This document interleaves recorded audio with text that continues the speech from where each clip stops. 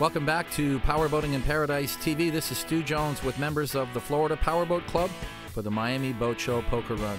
This is round 2, so it's time to put on the gloves, but it's not a UFC bout, it's the FPC Poker Run. And the guys at Grove Harbor use these gloves to keep these shiny boats from rubbing on the dock and scratching the paint.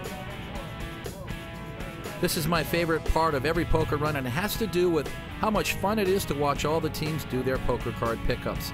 Everyone's got their style, so maybe it's time to start putting names to these art forms. Here's the cautious approach with knees firmly planted and a hand on the grab rail.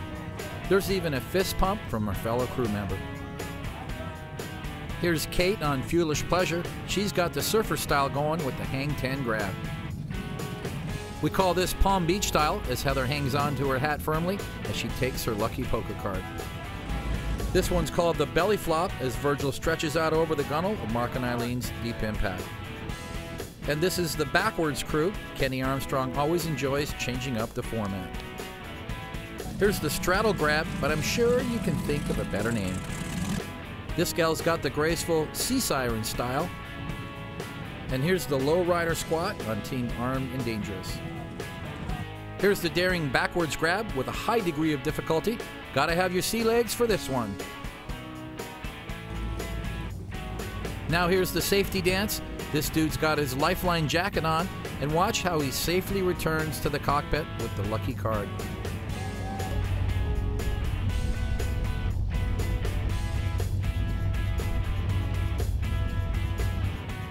Let's call this one the bow bunny grab as this lovely lady walks up the lime green deck of the 42 statement to get the card for Team Saddle Up.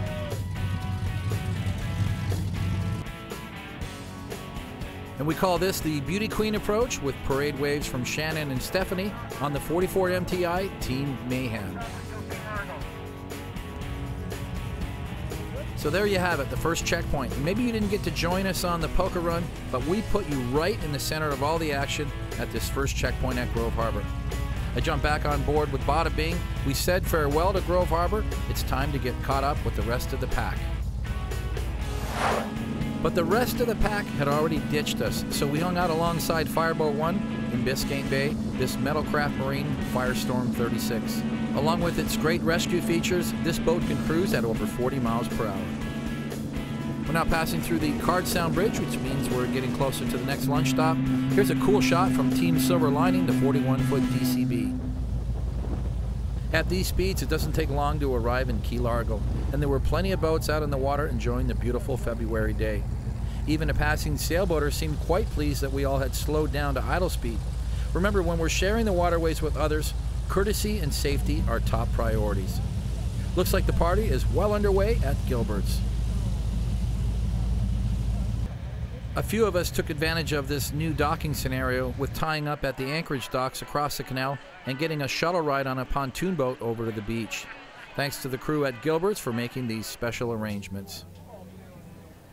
Bikinis and big horsepower provided all the entertainment one could imagine in a 90-minute stop. So while these crews are enjoying lunch, let's feature some of the highlights from the Miami Boat Show.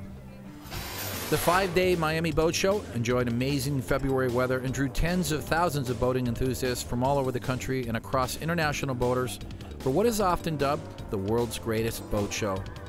Our FPC video crew visited all the performance manufacturers to see the latest and the greatest offshore toys, and there was really so much new and exciting hardware out there, from center consoles to performance V-bottoms and outrageous catamarans. We're sorry that we can't show it all here on this episode, but the good news is we will soon be launching Boat Show TV on this network, which features all the highlights, including interviews with company owners, designers, and the leading experts in the world of cruising, fishing, powerboating, water sports, and even yachting. And speaking of yachting, for the first time in recent years, we managed to get a full day of shooting in at the Yacht and Brokerage Show located on Collins Avenue, just about a mile from the Miami Convention Center. While many people believe that the two shows are connected, they're actually not.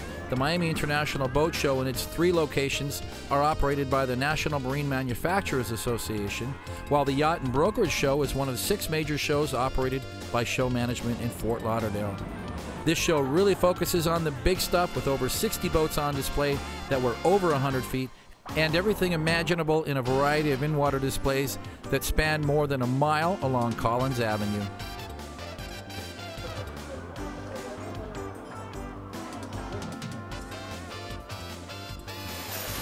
So let's get back to Gilbert's and Key Largo, where we rejoin our fun-loving members of the Florida Powerboat Club. We've got some sizzling swimwear beauties and scenic cruising through the Florida Keys with more highlights of the Miami Boat Show Poker Run. So don't go away, we'll be right back.